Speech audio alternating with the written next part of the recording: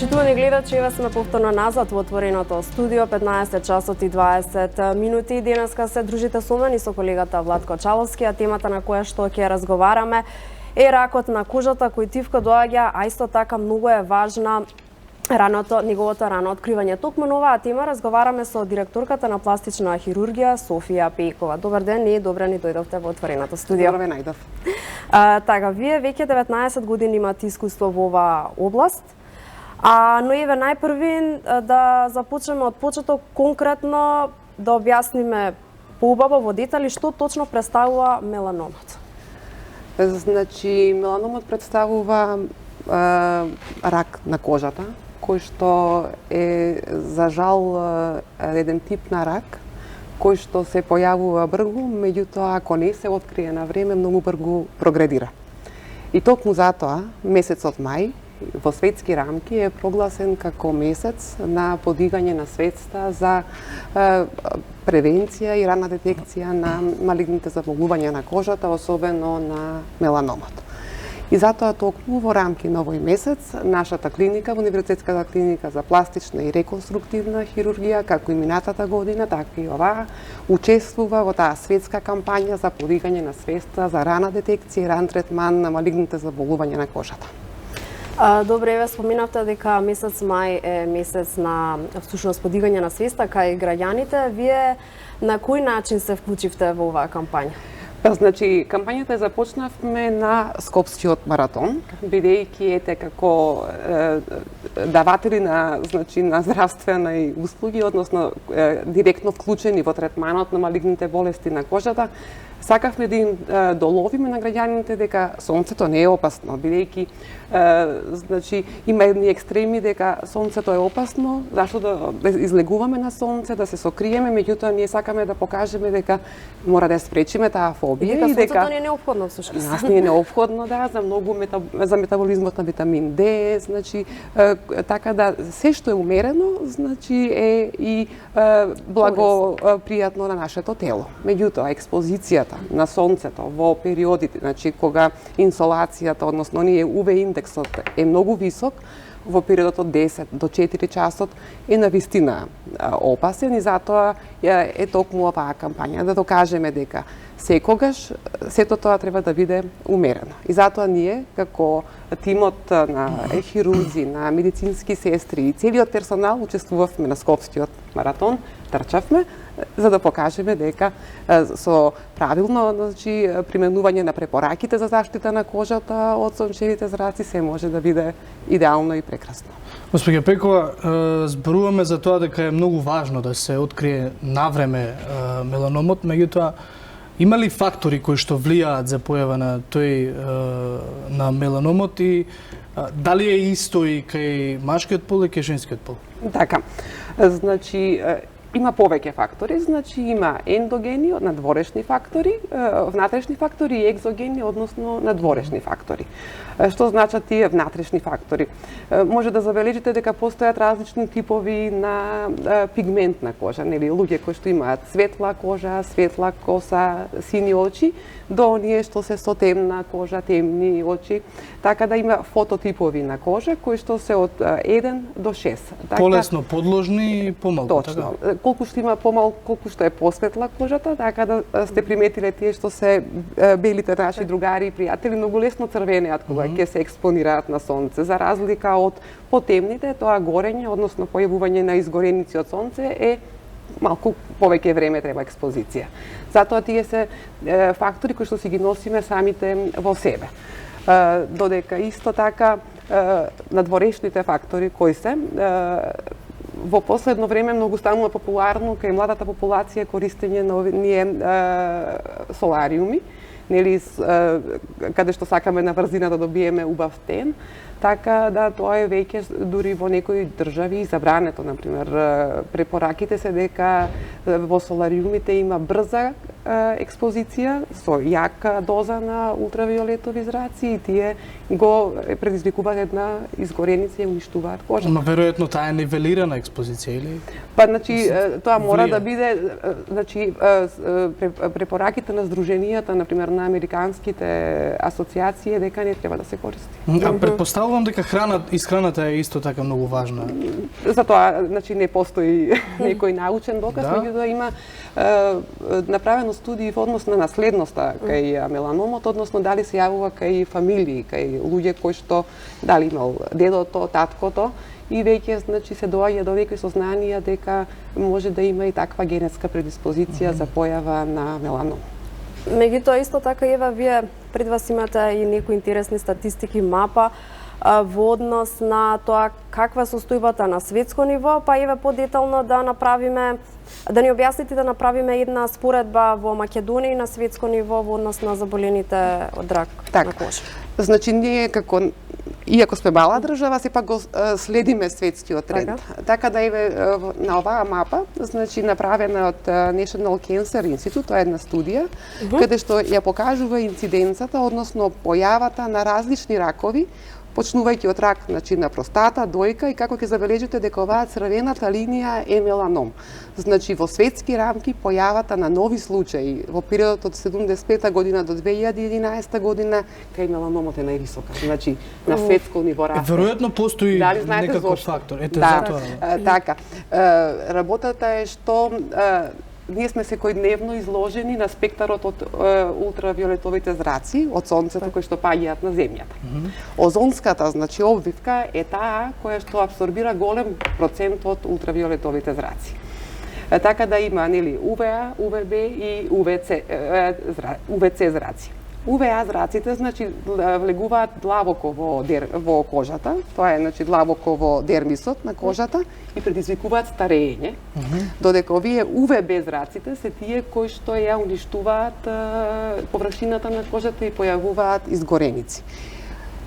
Поради тоа што озонската обвивка на земјата е уништена во последните 20 години, таа значи не ги абсорбира целата количина и големо количество на УВ зраци паѓаат на површината на земјата. И некога сме на плажа, кога се сунчаме, паѓаат на нашата кожа. И тоа е причината што оваа тенденција на пораст на заболени пациенти со меланом во светски рамки е се повисок. И затоа се овие кампањи колку што може повеќе да дојде до луѓето дека мора да се заштитиме на некој начин. Например, таа озонска дупка е најголема во Австралија и Нов Зеланд.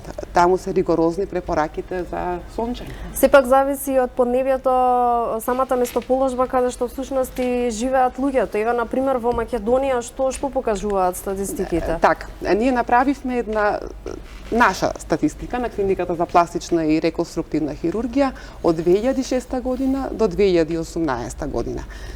Така да добивме малку поразителни резултати, каде што во споредба со 2006 година, 2018 бројот на пациенти со малиген меланом на кожа, кои што биде оперирани на нашата клиника, е удвоен.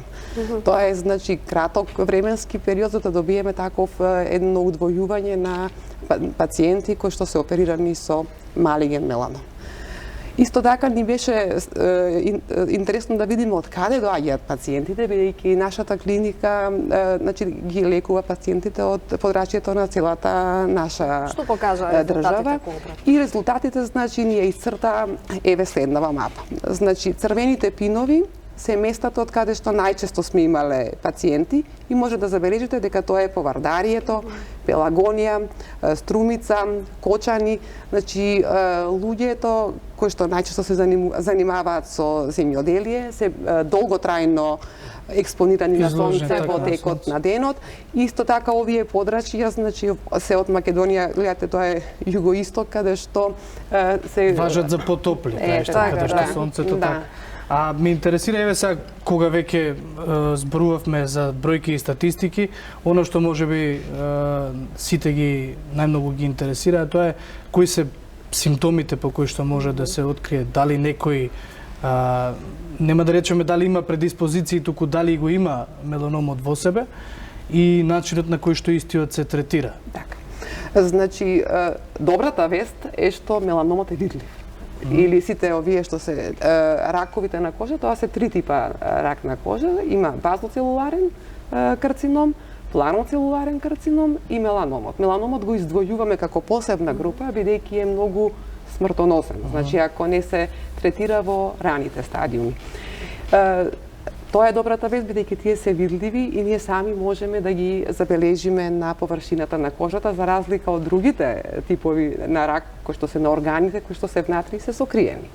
Затоа со еден само преглед, односно да се види дека некоја бемка што сме имале на раката или сме ја немале па се појавила сега, или пак ја менува формата, расте, се шири, ја менува бојата, значи тоа е аларм дека мора да се појде на лекар. Пристапот во третманот на меланомот е мултидисциплинарен. Тука се вклучени матичните лекари, дерматолозите, кои што со своите методи, значи за дијагностицирање претпоставуваат и насочуваат пациенти кон нашата клиника дека тоа може да биде малигно заболување, а златен третман во стандард во третманот на ракот на кожата е хирушката ексцизија, односно отстранувањето. Бидејќи со самата хирушка ексцизија, значи се отстранува карциномот, односно меланомот на кожата и на тој начин можеме да ја завршиме целата приказна за развој на таа болест. Така да тука имавме една интересна, што сакам да ја прикажам исто така шема, во однос на тоа што ме праша Чаловски, како, што значи рано ако се открие еден меланом. Значи, секој од малигните болести има стадиуми, од прв до четврти, каде што веќе е метастазиран, односно многу е напредната фазата.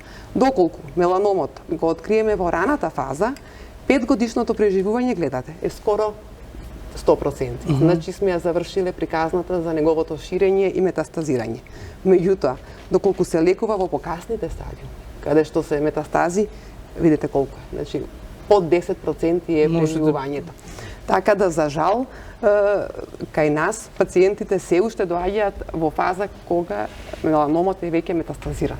Така да ни се врзани рацете за третманот на и добивање на оваа крива за преживување од повеќе од 95%. Затоа упатуваме и апелираме колку што може порано, толку подобро. Ги слушнавме надворешните фактори, меѓутоа внатрешните, мислам дека не ги споменавте. Тоа е, како што кажав, типот на кожа.